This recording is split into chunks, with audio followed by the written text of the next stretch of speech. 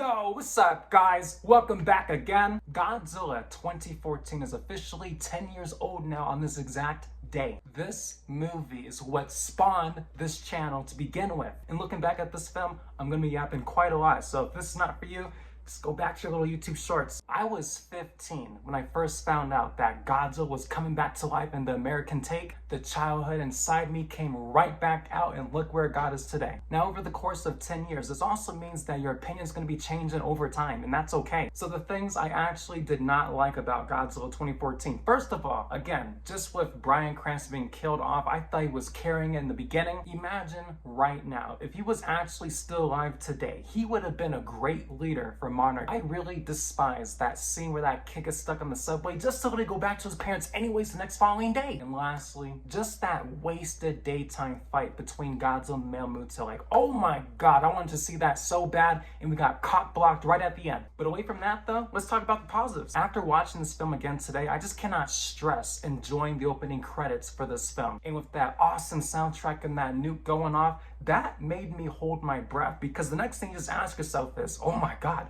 what's gonna happen next? And this film does a great job at handling, realistic take of what would happen if Godzilla was real. And you literally see it throughout the film. There are people that go through grief, tragedy, and just little to no hope. And it's up to the military to decide if what they do even works. And really, the movie does not move as slow as people think it does. It really doesn't. If you can just sit there and handle the first 20 minutes up to the point where Bryan Cranston gets killed off, you'll be fine. Because then literally after that, at that point, it starts to pick up the pace a little bit more. And when it came to introducing the Mutos in this take as well, like, man, the sound design and everything about them was just on point. I just really love those type of sounds that they make throughout the movie. And they really do a great job with that human to monster scale, because even somebody as small as the Male Muto, like, golly, I'd be scared as shit if I was running away just to get crushed on. Hell nah. Or even when it came to the female Muto in Las Vegas, like, I don't know how those people did not notice it when they were busy gambling, but it was just great to see them scream as they got crushed. One of the most exciting parts about this film too is definitely that briefing room with Dr. Sarzaw, Vivian Graham, and Ford Brody. And I just love the little mysterious behind it. Like, you don't know what Godzilla is capable of, you just know that he is here to restore balance. And that's simply because Godzilla's here to set things straight. This movie is basically Call of Duty with Godzilla in it, if you really think about it. Because once those monsters are out there on the loose, the rest of the movie is all about the military just plotting out how to kill and just get people to safety. Now, we gotta talk about the Hawaii sequence. Now, this is when Dr. Sarzaw becomes my second favorite character in this film, because the minute that they start noticing that, this movement in the Pacific Ocean,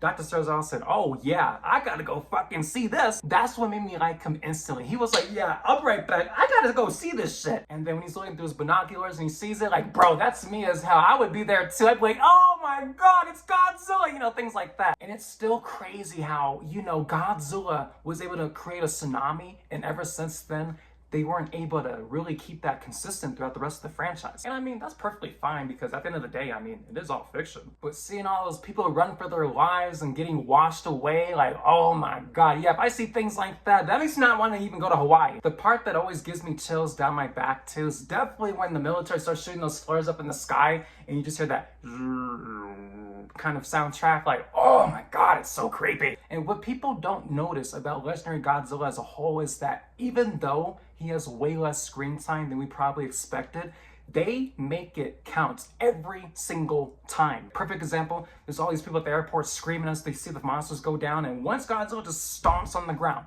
everybody just shuts up. And then he got that slow camera panning up from his feet up to his face. He has that evil grin, and then he just lets out the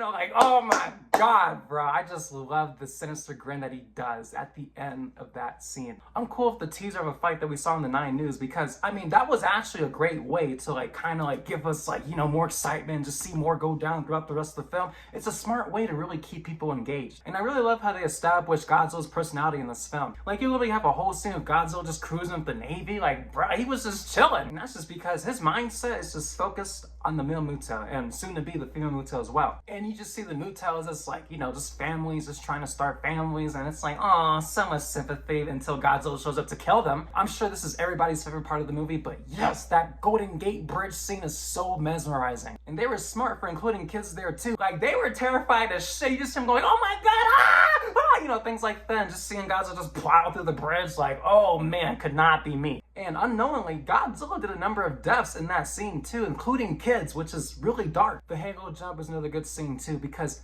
Ford Brody is the luckiest man alive to parachute and witness Godzilla fighting the male Muto and go back to the ground unharmed. I'm jealous. That was the only time I was jealous. I was like, damn, bro, if that was me, I would have been like, the whole way down. And once we get to that final battle, oh man, shit was getting real. Godzilla's presence is not a joke. So once you see his full body shot of him, like, just walking up all close and roaring directly to the female Muto, you know it's on. I remember heavily the one moment that caught me off guard is the way that Godzilla snatched up that female Muto. Because I didn't know what Godzilla was gonna do when I saw this in theaters, but once he like grabbed her by the neck and started biting and pushing her back, I said, damn, okay, I'm excited for more of this now. But then I ain't gonna lie, I was kind of annoyed because once that male Muto showed up to save the female Muto, I was like, oh my god, they're making Godzilla look bad in this 2v1 already. Because yeah, Godzilla had the female Muto in the first half, but then of course little boyfriend had to come in to save the day, and I was like, oh, great, he's gonna probably get jumped, and I was actually right. Once Godzilla gets back up, oh yeah, he whips out that atomic breath, and I just love that.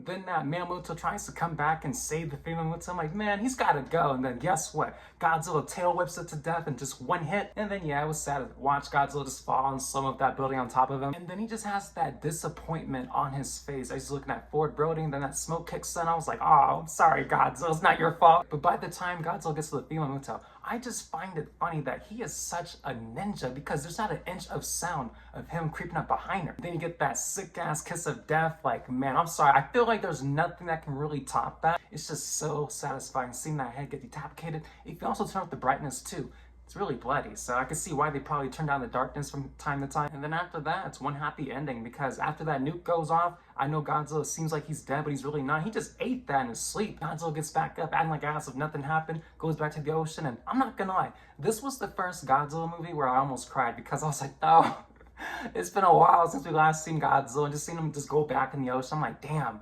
Is he gonna come back again? Or is this it? My only regret is making that video called Godzilla films to avoid watching. I only put this damn film in that list simply because I was just saying the same opinions that the internet shared. Just from your own thoughts, it's better that way. But happy 10 years, guys. We have 5 Monsterverse films now, 2 TV shows, and I seriously cannot wait to see what the future of the Monsterverse really holds. Other than that, guys, thanks so much for watching this video. Subscribe if you guys love Godzilla, and I will see you guys the next time. Peace.